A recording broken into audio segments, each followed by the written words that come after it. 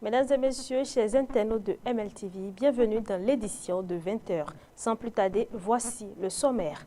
Audience à la Cour constitutionnelle, Bertin Covey défend contre une violation du droit économique. Au thème de l'audience, il annonce le report en public du dossier. Plus de précisions dans un instant.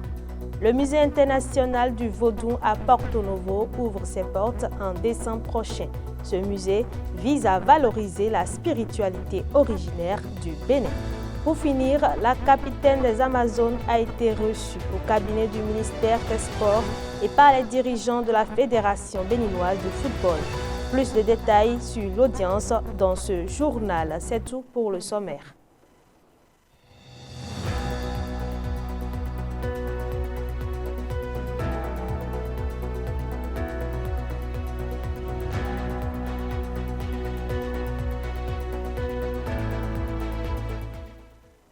Chers internautes de MLTV, après avoir saisi la Cour constitutionnelle d'un recours en violation du droit économique d'un citoyen, Bertin Covey était en audience plénière ce 3 juin.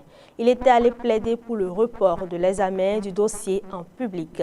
Je vous invite à suivre ce que le requérant nous a confié au thème de l'audience. Le défensorat du peuple béninois a fait un constat. Tout soutien indéfectible du président Patrice Talon que nous sommes, il y a de ces cas où les populations ne savent pas à quel saint se vouer. Nous avons décidé donc d'être les porte-voix de ceux-là, tout en soutenant le président Patrice Talon, parce qu'en réalité, très souvent, l'homme politique a un premier ennemi, c'est l'administration. Et quand l'administration qui sait sous lui fait des erreurs, c'est à lui que cela incombe, malheureusement, c'est lui que ça détruit. Et donc nous essayons d'aider les sojaculteurs, les cotonculteurs, ceux qui font de l'acajou. Bref, nous nous sommes dit, nous serons un homme pour notre peuple afin de porter leurs griefs, leurs voix aux autorités. Et nous les portons au ministre des Finances, au ministre du Développement, même au président parfois. Alors cette fois-ci, c'est la Cour que nous avons saisie par rapport à un dossier économique.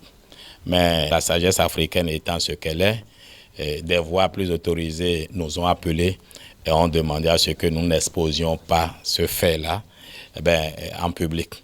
Nous avons donc saisi la Cour en lui demandant de reporter l'examen du dossier en public pour qu'on puisse trouver une solution à l'amiable, solution qui a commencé par ailleurs déjà avec la douane, avec le ministère des Finances et de l'économie.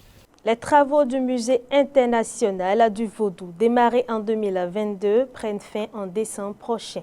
C'est un espace qui entend notamment déconstruire les stéréotypes négatifs propagés sur la culture vaudou.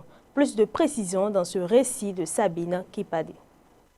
Le Musée international du Vaudou à Porto Novo est un projet culturel majeur dont l'ouverture est prévue pour décembre 2025. S'étendant sur un site de 16 000 m², le musée vise à valoriser le vaudou, spiritualité du Bénin, en déconstruisant les stéréotypes négatifs et en offrant une compréhension approfondie de cette religion. L'architecture du Musée international du Vaudou, conçue par le cabinet Kofi et Diabaté Architectes, s'inspire des Tata Samba, habitations traditionnelles en terre au nord du pays. Le musée comprendra un bâtiment d'accueil, un auditorium de 150 places, une salle d'exposition temporaire et 4 salles d'exposition permanente. Ce projet s'inscrit dans la stratégie du gouvernement béninois de promouvoir le tourisme culturel et de faire du Bénin une destination de référence pour la culture vaudou,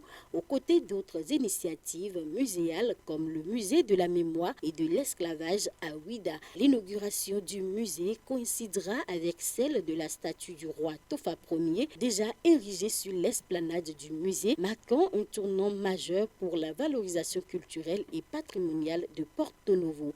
En visite au Bénin depuis, la capitaine des Amazones, Aude Bédissi, attaquante évoluant en France au RC Lens féminin, a été reçue au cabinet du ministère des Sports et par les dirigeants de la Fédération béninoise de football. Ces audiences sont le témoignage de la reconnaissance de toute la nation béninoise à l'endroit de la championne béninoise qui a remporté le titre de meilleure buteuse de la Ligue 2 en France avec 15 buts marqués.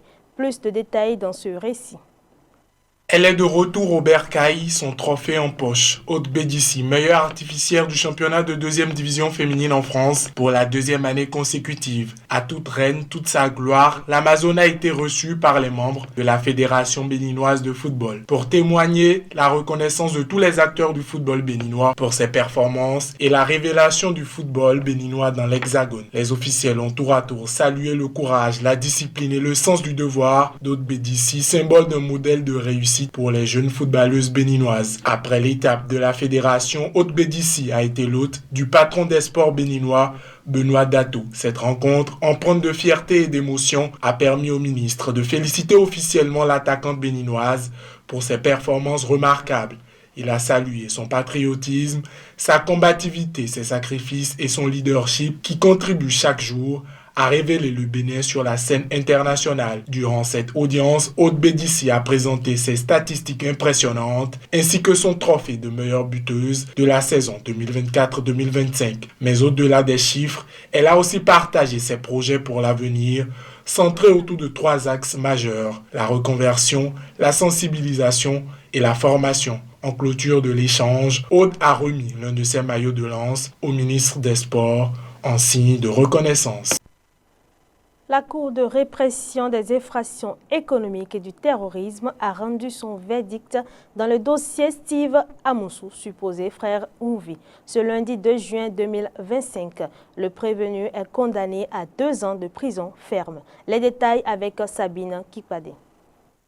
Le procès de Steve Amoussou, présumé être le cyberactiviste frère Rouvi, s'est tenu devant la Cour de répression des infractions économiques et du terrorisme CRIET ce lundi 2 juin 2025.